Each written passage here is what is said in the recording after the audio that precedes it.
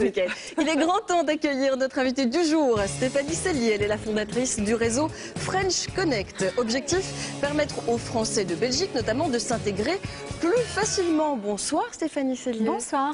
Parlez-nous un petit peu de votre réseau et surtout comment il fonctionne. Très bien. Eh bien, French Connect, c'est deux choses. C'est tout d'abord un réseau pour accueillir les Français et les connecter avec les Belges. Vous êtes vous-même française qui vit en Belgique? Oui. Et puis, nous avons un média web où nous publions des informations aussi bien lifestyle que business à l'aide de newsletters. Nous sommes dénicheuses de bonnes adresses, notamment à Bruxelles et en Belgique. Donc vous permettez aux gens, aux Français de Belgique et aux Belges de se rencontrer. Finalement, vous organisez des événements aussi? Voilà, nous organisons un événement, le plus connu, c'est celui du Networking Plus, le Networking tous les premiers mardis de chaque mois. Nous organisons cet événement pour que les Français et les Belges puissent se rencontrer et faire du business. C'est notre créneau puisqu'on a aujourd'hui recensé plus de 400 deals faits grâce au réseau. Il y a des Français célèbres? Alors, il n'y a pas de Français célèbres. Ils sont tous célèbres, voilà. Et on aimerait... Si vous voulez un Belge célèbre, Mickaël, vous êtes bienvenue, évidemment. Bon alors, et qu'est-ce qui vous a décidé à créer ce réseau? C'est parce que vous êtes retrouvée vous-même en difficulté?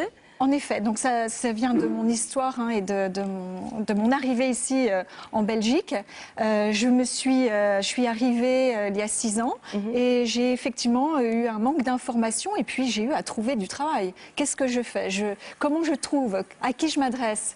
Alors, soit j'avais l'intention, enfin, je postulais à des emplois, soit je créais mon propre emploi. Et c'est ce que vous avez fait. C'est ce qu'on a. Eh bien, c'est une bonne idée puisque vous êtes avec nous ce soir et que vous allez poursuivre la conversation dans un instant avec Christophe Bourdon. Il est lui aussi en recherche de contact. Il nous rejoindra juste après la pause.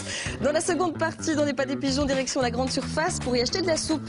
Une solution de facilité qui peut vous coûter cher, jusqu'à 7 € du litre. Mais la soupe fraîche du magasin est-elle aussi bonne que celle faite maison? Test et dégustation, ce sera avec Mickaël dans quelques minutes. Et puis qui parle de fraîcheur, parle de frigo. Et bien justement, on s'est demandé si la température annoncée par les frigos était réelle ou bien approximative. Question importante parce que votre santé peut en dépendre. Et on verra ça avec Caroline qui nous donnera quelques conseils à ce propos. Ne bougez pas, on revient juste après la pause. À tout de suite.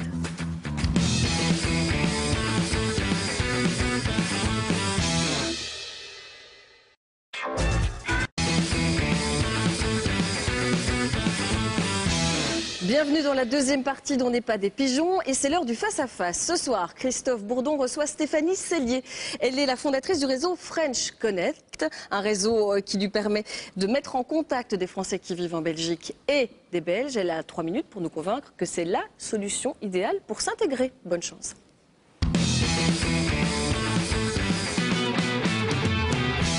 Bonsoir, vous allez bien?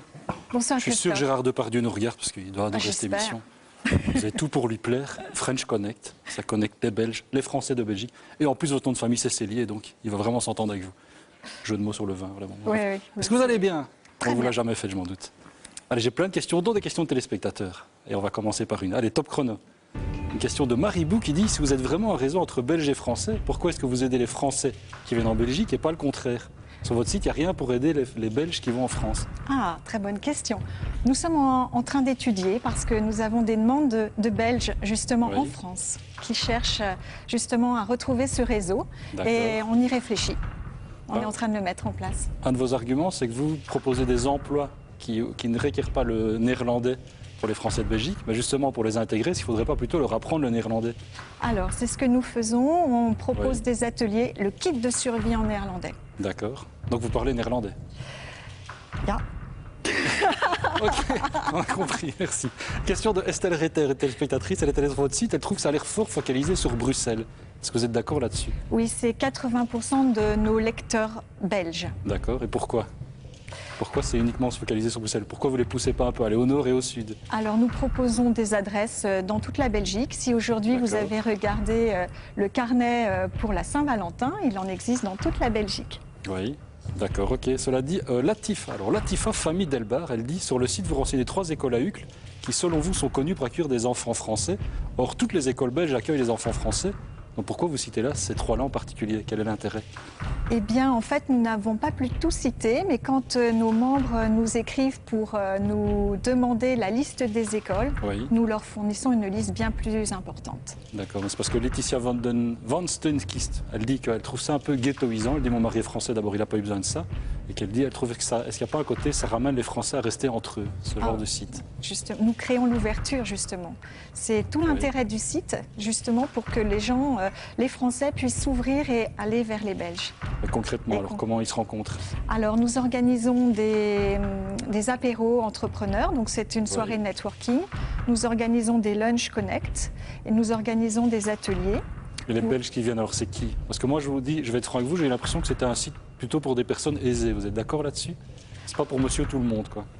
Ah non, on a effectivement une clientèle plutôt d'indépendants, d'entrepreneurs, dirigeants, mais il n'y a pas de, on n'a pas besoin d'avoir ou de montrer son niveau de salaire en rentrant. Pas du tout, il n'y a pas de question comme ça. C'est parce que vous allez sur votre site quand même, quand vous organisez une soirée lifestyle, c'est chez Cartier. Quand vous visitez un lieu, c'est l'hôtel de la Monnaie. Quand vous conseillez un hôtel, c'est l'hôtel du Lac à Genneval. Un resto, c'est Villa in the Sky, menu à 175 €. On va pas dire que c'est populaire, ça, vous êtes d'accord quand même? En effet, c'est des belles adresses. Donc c'est quand même réservé à une élite, vous êtes d'accord, ceci? Ça ne pousse pas monsieur tout le monde à y aller, en tout cas. Non, on a d'autres adresses beaucoup plus abordables. Il y en a pour tout, il y en a pour tous les budgets. Et puis vous avez de beaux établissements qu'on essaye de mettre en valeur aussi. D'accord, ok. Bon, Hans Gruber dit il existe d'autres sites. C'est quoi votre plus? Top, c'est fini déjà. Ah ben voilà. C'est pas grave, on va proposer de répondre en plateau, hein, Christophe. Mais oui, vous serez invité, vous aussi, un jour. Ah, merci. Enfin, si vous voulez bien, hein, je réponds à votre place. Ah, là. Les Des questions autour de la table.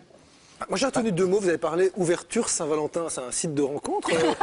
C'est belge, votre truc?